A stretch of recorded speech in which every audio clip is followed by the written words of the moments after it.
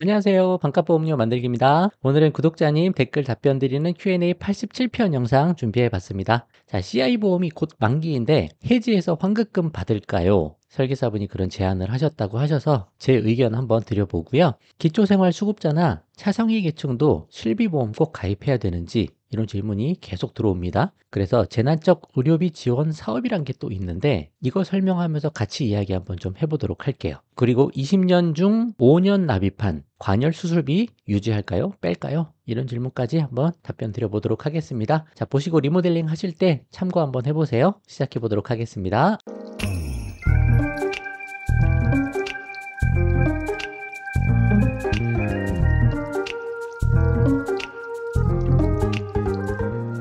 자, CI보험 절대 가입하지 마. 웬만하면 그냥 해지해. 라고 옛날에 만들어드린 영상이 있는데, 자, 선생님 부모님이 어렸을 때 CI보험 들어주셨는데, 올해 9월 달에 만기라고 하십니다. 끝까지 완납하신 거 정말 너무너무 잘하신 것 같아요. 제 거 봐주시는 설계사분이 CI 보장받기 힘드니 만기 해지해서 목돈 받으라고 합니다. 저는 보험 잘 돼 있어서 더 이상 보험 들 필요가 없다고 해요. 만기 해지하는 게 좋을까요? 라고 하셨습니다. 자, 기본적으로 제 관점은 그렇습니다. 보험 가입하는 게 목돈 만들려고, 뭐 저축하려고 가입하는 게 아니에요, 기본적으로. 저는 보험으로 저축하지 말자라고 말씀드리잖아요. 그것처럼 비효율적인 게 없다. 그러면 이건 보장성 보험이고 사망보험금 때문에 또 사망보험금을 미리 땡겨받으려고 CI보험을 가입한 거거든요. 물론 보장받기가 힘든 건 맞습니다. 이게 중대한 수술, 중대한 질병 그런 거에 걸려야 보장을 받게 되니까 그런 건데 뇌 쪽, 심장 쪽은 좀 그렇더라도 암 쪽은 암 진단 받으면 암 진단금 받는 데는 크게 문제가 없다라고 대부분 이야기하고 있어요. 그래서 암 진단 받으면 사망보험금에서 거의 뭐 50%, 뭐몇 프로를 정해진 대로 당겨 쓸 수 있게 되는 거죠. 그러니까 암 진단비 보험으로 보시면 되는 거예요. 그러면 잘 가입해서 혜택 끝까지 볼 수 있는 거 굳이 해지할 필요가 없이 이거는 그냥 유지를 하시면 된다. 저는 그렇게 보는 입장입니다. 보험 만기됐을 때 보험은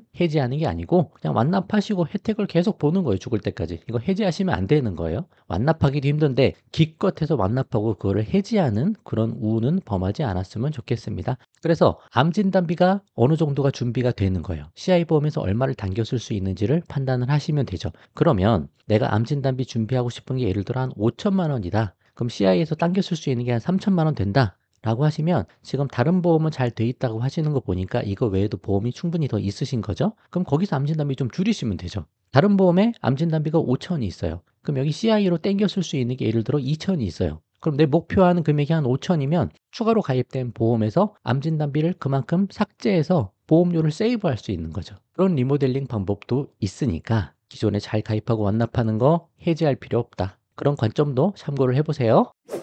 자, 의료수급권자도 실비보험 가입해야 하나요? 안녕하세요. 기초생활수급자도 실비를 꼭 들어야 할까요? 궁금해서 여쭤봅니다. 자, 이제 형편이 좀 어려우신 분들인데, 그리고 국가에서 보장이 상당히 많이 됩니다. 우리나라 건강보험 정책 정말 대단해요. 엄청납니다. 그러니까 이런 생각이 좀 드시는 거죠. 실비를 꼭 가입해야 하나? 이미 국가에서 보장이 많이 되는데, 그렇죠. 충분히 그렇게 생각할 수 있고, 이 관점이 좀 애매합니다. 제가 좀 설명드려보고 싶은 건, 일단 급여 쪽에서는 국가에서 해주는 것도 많이 있어요. 산정특례 혜택 받으면 뭐 우리가 병원 치료비 나오는 거 5%, 10%그 내에서 다 처리가 되죠. 그러니까 중증 진단 받아서 산정특례 혜택 돼 버리면 급여 쪽에서 내가 낼 비용이 정말 없어요. 그리고 급여 쪽에서도 본인 부담금 상한제가 있어서 소득에 따라서 일정 금액 이상 비용을 써버리면 국가에서 또 그것도 지원을 해줍니다. 그래서 급여 쪽에 엄청난 혜택이 사실 있어요. 사실 급여만 봐서는 실비가 없어도 사실 큰 문제는 생기지 않을 것 같다. 그 정도 말할 수 있을 정도로 국민건강보험이 너무 잘 돼 있습니다. 자, 근데 이제 비급여 보장을 못 받잖아요. 실비가 없으면.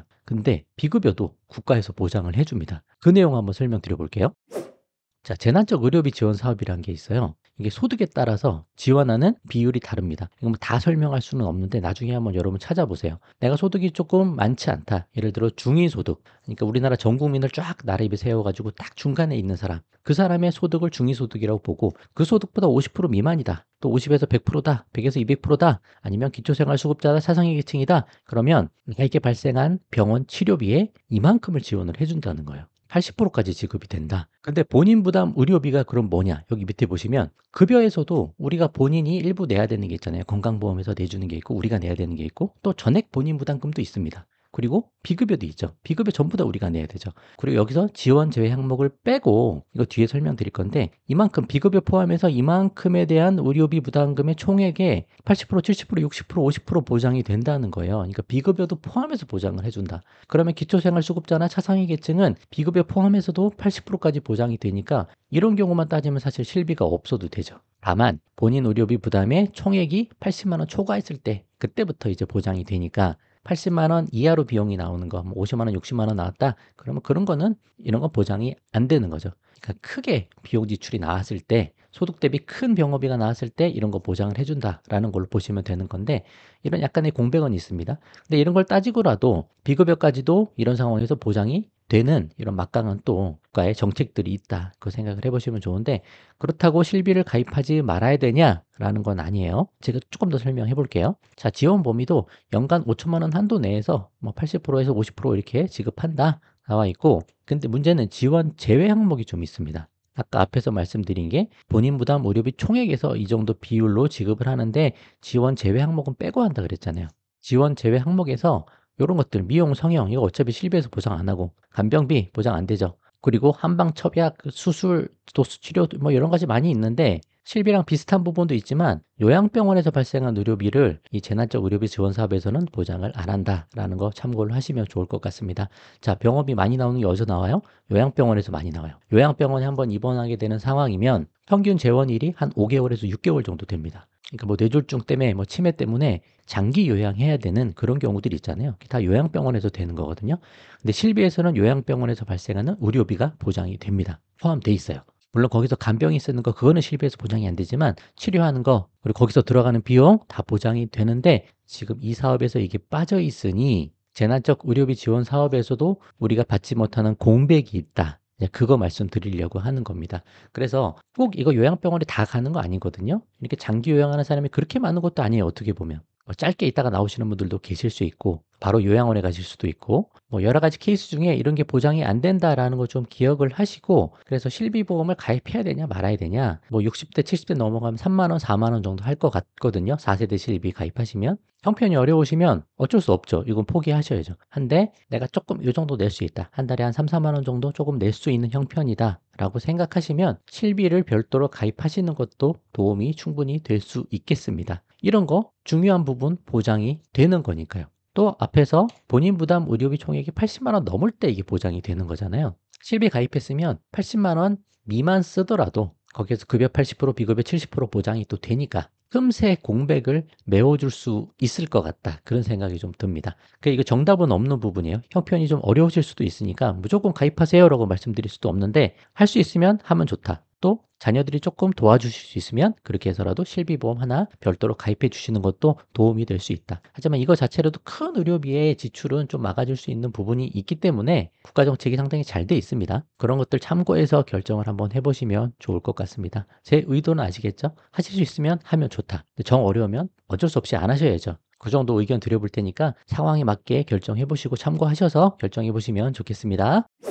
자, 수술비 특약 꼭 가입하지 않아도 되는 이유 115편에서 영상 설명을 드렸는데 자, 영상 많은 도움이 됩니다. 제가 유지하는 보험 중에 32대 관열 수술비가 있는데 20년 중 5년을 냈다. 아직 15년 남았죠? 이 특약을 삭제하는 게 좋을까요? 2만 원이나 된다라고 하시는 것 같아요. 고민이 된다 하셨습니다. 관열이 뭐예요? 피가 보이는 거죠. 한문으로 풀면 볼관자를 써서 피가 보이는 거. 그러니까 개복해서 수술하는 거. 그럴 때 수술비가 나오는 특약이라고 보시면 되는데 저는 수술비는 반드시 필요한 게 아니다. 실비가 있으면 그렇게 계속 말씀드리죠. 수술비가 실비보험 보장에서 포함이 돼 있어요. 어차피 수술비가 병원 의료비 총 금액에 포함되어 있잖아요. 병원비를 지급하는 게 실비니까 수술비 들어있다. 그리고 수술을 무조건 많이 하는 것도 아니니까 굳이 돈을 더 내면서 이걸 더 가입할 필요가 있냐? 실비에서 보장받는 거 조금 부족해도 그걸로 하면 된다. 그 말씀 드리는 거죠. 20년 중에 5년 냈으면 저는 실비 잘 가입됐으면 해지하셔도 된다. 저는 그렇게 보는 입장입니다. 뭐 정답은 없어요. 근데 저는 그렇게 하면 좋다. 그리고 3대 진단비만 집중하자. 입원비 수술비 다 빼자. 나머지 돈 노후 자금으로 돌리자. 내 자산을 별도로 불려나가야 된다. 그 말씀 계속 드리는 거니까